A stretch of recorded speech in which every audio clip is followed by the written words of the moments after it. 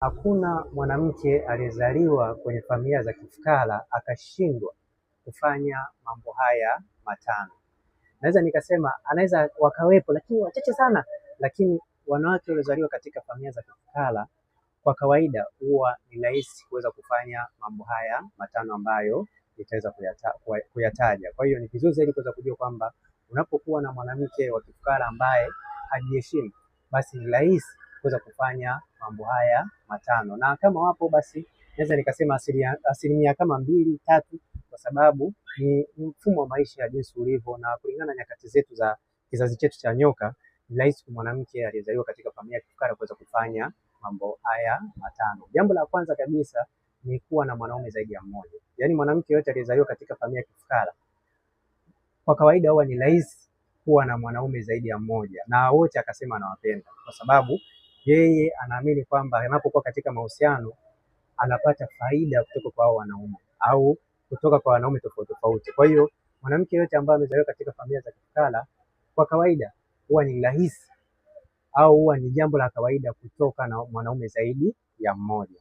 Na pia jambo la pili, uongo. Mwanamke yote ambaye amezaliwa katika familia ya kifukara na bado ni maskini, kwa kawaida huwa anaishi katika uongo. Yaani anaweza akamdanganya mwanaume kwamba hana mtu, alafu kwa mwingine akasema hana mtu, yaani mradi tu awapate wote. Kwa hiyo maisha yake huwa ni ya uongo kwa sababu ya kujinufaisha kutoka kwa wanaume. Kwa hiyo hili jambo la kawaida kwa mwanamke ambaye amezaliwa katika familia za kifukara kuweza kulifanya. Na pia jambo lingine,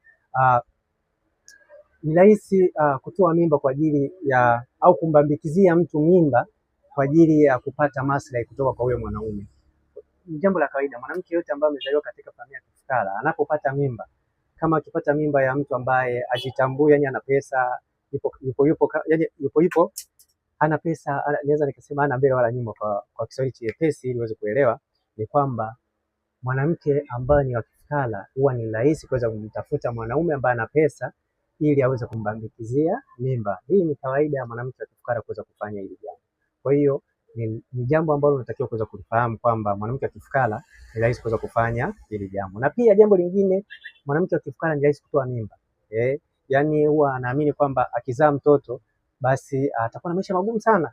Kwa hiyo ukifuatilia, mwanamke wa kifukara huwa ni rahisi sana kutoa mimba, na kama ukifanya uchunguzi, wanawake wengi ambao wamezaliwa katika familia ya kifukara wengi wao wanatoa mimba wanapopata mimba. Kwa hiyo ni jambo ambalo linaumiza, lakini huo ni uhalisia wa kweli kwamba mwanamke ambaye amezaliwa katika familia ya kifukara huwa ni rahisi kuweza kufanya hili jambo. Na pia jambo lingine, huwa